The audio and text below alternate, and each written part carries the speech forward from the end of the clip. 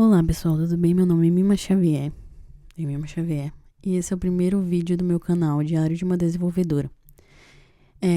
Eu comecei nesse mundo da tecnologia e eu quero mostrar pra vocês o que eu tenho aprendido. Vamos lá?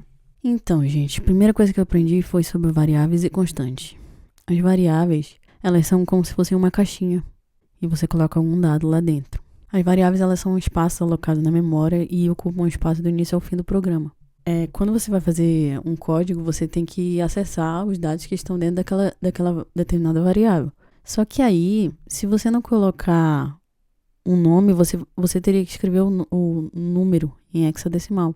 E aí isso seria inviável. Então, as variáveis, elas são um espaço alocado na memória e elas recebem um nome.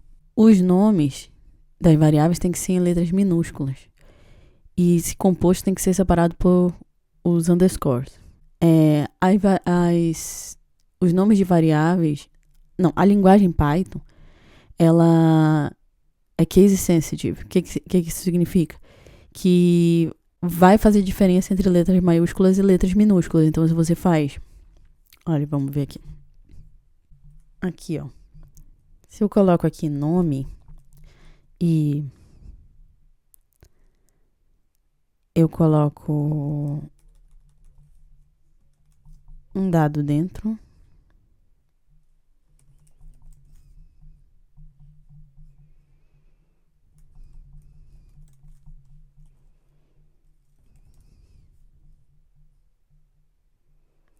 Aqui, você vai ver aqui embaixo que... ó, que saiu o dado, o valor que eu coloquei dentro da variável. Agora, se eu colocar assim, ó, vai dar erro, já deu erro, né? Porque nome com N maiúsculo não está definido. Interessante, né? Então, ela é case sensitive. Não podem ter nomes de palavras reservadas, gente. Na linguagem Python, em todas as linguagens, creio eu, tem palavras reservadas, né? Então, tipo assim, essas palavras que estão dentro desse quadradinho aqui, ó, end, del, blá, blá, blá. Todas essas palavras são palavras reservadas. Então, você não pode usá-las para definir o nome de uma variável, tá bom? Vamos lá. Gente, as constantes, via de regra, não mudam. Pi, tal, Euler. Tipos de dados. Em outras linguagens, o nome, a definição elementar de um dado é chamada de tipo primitivo. A definição do tipo de dado é chamada de tipo primitivo, mas em Python é chamada de tipo construído. Aí os tipos construídos são, tá aí nesse quadradinho que você pode ver do lado, int, que armazena valores numéricos inteiros, o float armazena com vírgula, né? Complexo, números complexos, bool armazenar valores lógicos, verdadeiro ou falso. O str, que é o strings, que é uma cadeia de caracteres. List, que armazena um conjunto de elementos que podem ser acessados por meio de um índice. E o dic por meio de uma chave, né? Ah, tá. O Python, gente, ele é tipagem dinâmica. O que significa isso? Que você não precisa dizer qual é aquele tipo de dado. Por exemplo, aqui. Nesse que eu coloquei aqui, ó. Nesse que eu coloquei uma string, né? Uma cadeia de caracteres. Mas eu não precisei falar antes, olha, eu vou colocar uma string aqui. Em outras linguagens, como o Java, entre outras, você precisa dizer qual é o tipo de dado que você vai colocar naquela variável. Mas em Python não. Se chama tipagem dinâmica. E aí antes eu pensava assim, tá, então se é mais fácil assim, por que todas as linguagens não são com tipagem dinâmica? Aí tem toda uma discussão que é muito interessante sobre essas automatizações, entre aspas, que as linguagens têm. Por um lado são boas e por outro lado não. E aí você tem que fazer o que se chama de trade-off. O trade-off. Que é vida, né, gente? Isso serve pra vida. Você tem que fazer o trade-off.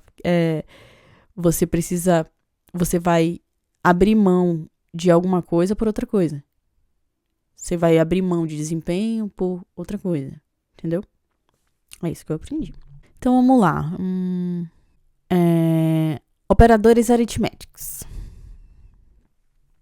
Quais são os operadores aritméticos? Adição, subtração, multiplicação, divisão, quociente inteiro da divisão, resto da divisão inteira e potenciação. E tá aí como é que faz eles, né, gente? Você coloca o mais numa adição, subtração um menos, na multiplicação um asterisco, na divisão é uma barra e quociente inteiro da divisão é 2 barras, resto da divisão é porcentagem e a potenciação é multiplicação. Interessante, o mais entre strings, ele não soma, né, gente? Porque o string é uma cadeia de caracteres, não tem como somar cadeia de caracteres. Então ele faz a concatenação. Vamos ver aqui como é que acontece, ó. Desculpa, gente. Aqui, ó, vou colocar 2 strings aqui. Vamos ver como é que vai sair. Deixa eu apagar isso aqui.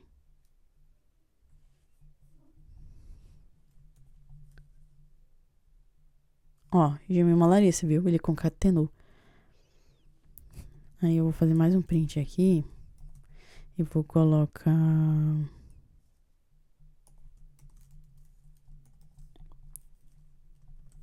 a multiplicação. Vamos ver como vai ficar. Ó, gemima. Viu? Então, deixa eu ver se apareceu aqui, gente. Apareceu. Então, o mais entre strings ele faz a concatenação e o asterisco entre strings ele repete a string. Operadores de atribuição. Como eu fiz aqui no início, ó, você lembra que eu fiz? Nome recebe uma cadeia de caracteres que é o meu nome. Então, esse igual, na verdade, ele é um recebe, ele é uma atribuição. Você está dizendo assim, olha, vamos ver, rapidinho, né? Você está dizendo assim, dentro da variável, essa variável aqui, ela vai receber, ó, variável, recebe, tá, eu coloquei meu nome naquela, recebe 1. Pronto, eu fiz uma atribuição simples aqui. Aí tem a atribuição simples, né, que é essa que eu acabei de fazer. Aí tem a atribuição de adição, que é o mais igual, que é a mesma coisa que você tá falando assim, x é igual a x mais 2. Nesse caso, x mais igual a 2. X é igual a x menos 2. Entendeu? E por aí vai. Atribuição de multiplicação, atribuição de divisão, atribuição de resto inteiro. E tem tudo aí, gente. Entrada de dados e conversão de tipos. Input. Para que serve o input? Para entrada de dados. Vai guardar um dado dentro de uma variável. Aqui, ó. Se eu coloco aqui assim, input, e eu guardo isso dentro de uma variável, o nome vai receber input, qual é o seu nome? Aí eu vou printar aqui pra gente ver. Ó, aí vai me perguntar qual é o seu nome. Aí eu respondo. Peraí, ficou feio isso aqui. Qual o seu nome? Ó. E ele vai printar meu nome. Aqui, gente, desculpa. Ó, fiz nome recebe input e ele printou meu nome aqui embaixo, ó. Tá, interessante falar sobre o input é que ele retorna valor em string. Então, se você vai pedir para a pessoa um número e você vai manipular aquele número, você tem que dar um jeitinho. Tá vendo? Ó, retorna o valor recebido no formato de uma string. Então, se você vai fazer uma média, por exemplo, aí você pede qual é a sua primeira média, qual é a sua segunda média, você vai ter que dar um jeito de transformar aquele dado, aquela entrada de dados em inteiro ou float. Aí tem várias funções de conversão, né, que é justamente isso. Se você vai receber um dado inteiro, um dado float, você vai ter que converter esse dado para que você possa manipular, fazer os cálculos. Aí eu coloquei aqui exemplo, cálculo do retângulo. Vamos fazer esse exemplo rapidamente, porque senão vai ficar muito grande esse vídeo. Ó, qual é a área do retângulo? A área do retângulo é base vezes altura, né? Então, o que a gente vai fazer? A gente vai pegar aqui a gente vai fazer uma variável base, receber um input. Qual o valor da base? Mas como eu disse para vocês, base eu tenho que converter tudo isso aqui em inteiro, né? Vamos converter para inteiro. Vamos converter para inteiro. Então, eu vou fazer isso aqui, ó. Converter tudo para inteiro. E aí, a altura também. Nós vamos receber uma altura também. Mas aí tem que receber inteiro também, porque senão não vamos conseguir fazer os cálculos. Putz.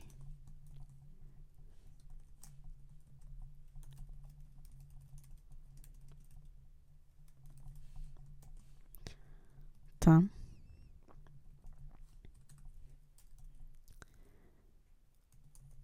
Aí a área vai receber base vezes altura. Altura.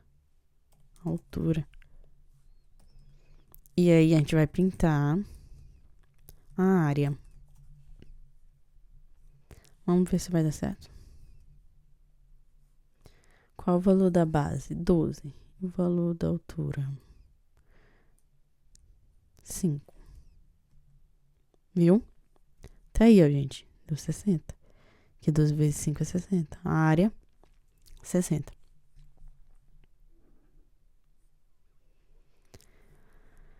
Tá?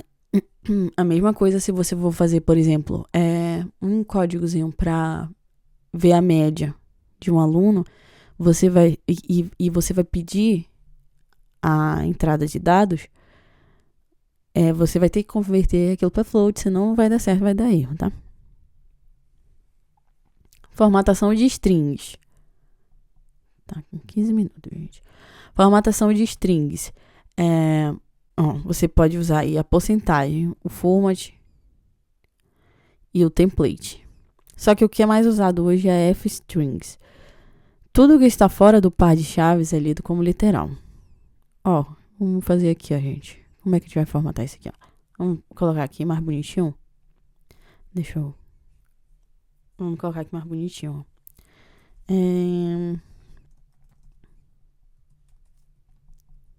Vamos colocar essa saída aqui mais bonitinha. Aí a gente faz assim, ó. Coloca o Fzinho aqui. Coloca a área dentro de chaves, porque aí ele vai... Tudo que tá fora, ele vai ler como literal. A área do retângulo é área. E aí tudo ele vai ler como literal fora do par de chaves, né? Vamos ver aqui, ó. Qual o valor da base? 12. Qual o valor da altura? 5. Aí, ó, a área do retângulo é 60.